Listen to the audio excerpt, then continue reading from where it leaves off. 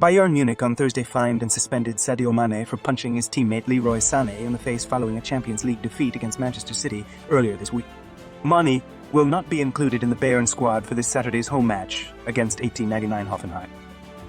Tottenham defender Destiny Udogie has escaped injury after driving his Mercedes SUV into a bar in Udine in the early hours of Thursday morning, having reportedly lost control of his car. The defender is currently on a season-long loan at Udinese from Tottenham. Udinese said Udogie is trained after the crash and may face disciplinary action. Chelsea have launched an operation to sign Barcelona's young star Gavi this summer, with talks reportedly already held between the Blues and the player's representatives. Barcelona haven't been able to register Gavi as a first-team player with La Liga, despite his importance to the side because of their ongoing financial struggles. Chelsea want to capitalize on their financial strife to sign the 18-year-old midfielder who could be available for nothing. Premier League sides Nottingham Forest and West Ham United have reportedly entered the race to sign Flamengo striker Pedro if they are able to preserve their top-tier statuses for next season.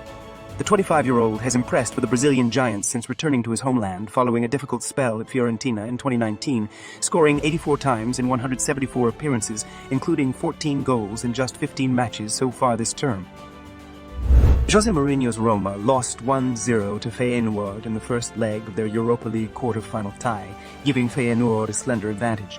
Mats Wifer met Oussama Idrissi's left-wing cross with his 20-yard effort going through a crowded area and bouncing twice on its way in. Roma captain Lorenzo Pellegrini hit the post with a first-half penalty. Roma went close again when Roger Ibanez's header was nodded onto the underside of the bar by two defenders. Mourinho lost Argentina forward Paulo Dybala to a thigh injury in the 26th minute, while England striker Tammy Abraham suffered a shoulder issue in the 58th minute. The second leg will be played in the Stadio Olimpico in Rome next week. The English Football Association has confirmed there will be no further action against Konstantin Hatzidakis, following an investigation into the incident which saw the assistant referee appear to elbow Robertson at halftime of Liverpool's 2-2 draw with Arsenal.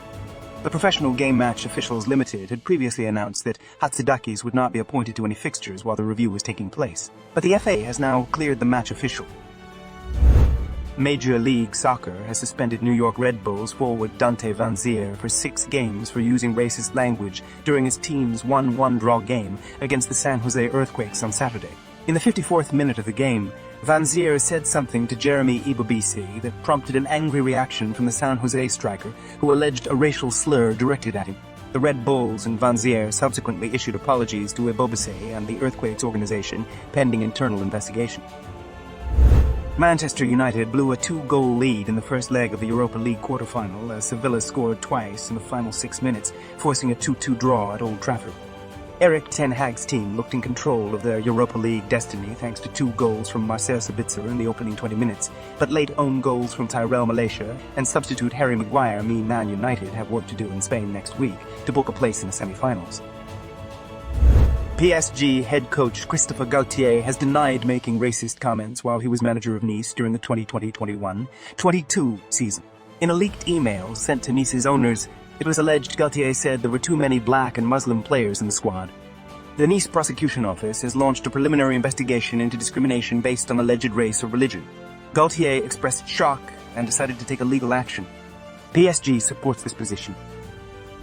Napoli coach Spalletti confirmed that Victor Osimhen would join the team for their upcoming clash against Hellas Verona, and also reflected on the team's defeat in the quarter-finals of the Champions League against Inter Milan.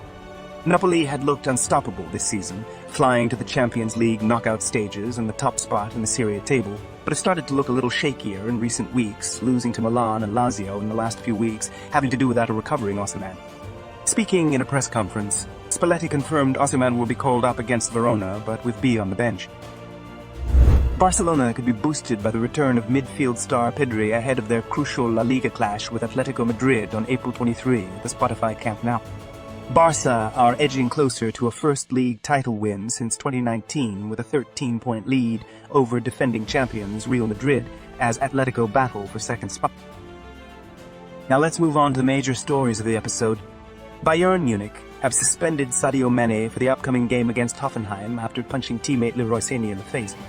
Mane and Sane were involved in a post-match scrap after Bayern Man City game on Tuesday night. According to reports from German media, there was an altercation between the two players in the dressing room following a 3-0 defeat in the first leg of the Champions League quarter-finals against Manchester City on Tuesday. Mane allegedly punched Sane on the lip and they had to be separated. The argument started on the pitch when Leroy allegedly called Mane black, and it escalated when Mane took offense to how he was spoken to. Bayern confirmed the reports were indeed true and announced a temporary suspension of Sadio Mane and omitted him from the squad for the upcoming Bundesliga game against Hoffenheim.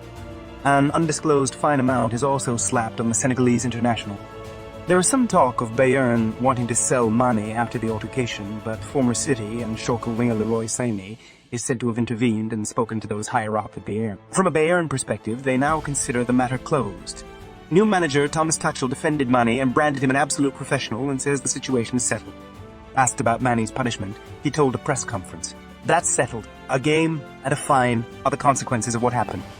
In a rather surprising turn of events, Real Madrid star Federico Valverde seemed to be happy with what Mane did. He took to social media via Instagram and posted many with caption Juntos meaning together. It's also understood that Sadio Mane is grieving the death of his aunt. Our condolences to Mane, and we hope he'll be as calm as always, even in the face of excessive provocation.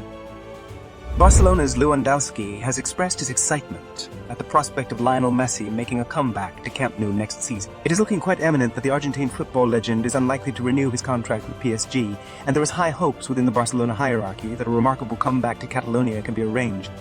In recent weeks, Messi's father, Jorge, has met with Barcelona officials to discuss the possibility of a return, and President Joan Laporta has expressed his enthusiasm for Messi's homecoming. Expressing his optimism, Lewandowski said, "If he comes back to Barcelona, it will not only be for the fans, but for the players something amazing, because his place is here in Barcelona. I don't know what's going on. I hope that next season we can play together because I know that Leo is the guy who can create something from nothing, and of course we need those kinds of players, for sure. For me, I say that Lionel Messi always belongs to Barcelona." Al Nassr has confirmed that they have ended their working relationship with Garcia following reports that Cristiano Ronaldo voiced frustration towards working under the boss. The French coach was dismissed on Thursday following a goalless draw at the weekend against mid-table Al Feyenoord. Ronaldo cut a very frustrated figure in the match, with the result leaving Al Nassr 3 points adrift of table-topping Al Ittihad, with just 7 games left to play this season. This is a confirmation statement by the Saudi club. Al Nassr can announce that head coach Rudi Garcia has left the club by mutual agreement. The board and everyone at all, Nassr would like to thank Rudi and his staff for their dedicated work during the past 8 months. Following the draw with Al Feyenoord, Garcia's post-match press conference on Sunday was called off, and reports emerged in the Spanish newspaper Marca, which is closely linked to Ronaldo's camp, that a heated altercation had taken place between the manager and the footballer in the dressing room. Ronaldo was apparently dissatisfied with Garcia's tactics and had conveyed his discontent to the club's hierarchy. It was suggested that the 38-year-old's frustration had been mounting, which ultimately led to Garcia being let go by Al Nassr. Under-19's coach Dinko Jalisic taking over the reins for now. Despite this, Ronaldo did not show any ill feelings towards Garcia on social media, and even sent a gracious message to his former manager. He posted an image of himself sharing a handshake with Garcia and wrote on his Instagram stories, "Pleasure to have worked with you. Wishing you all the best for the future." Don't forget to like the video, subscribe to the channel, leave your comments. See you in the next episode.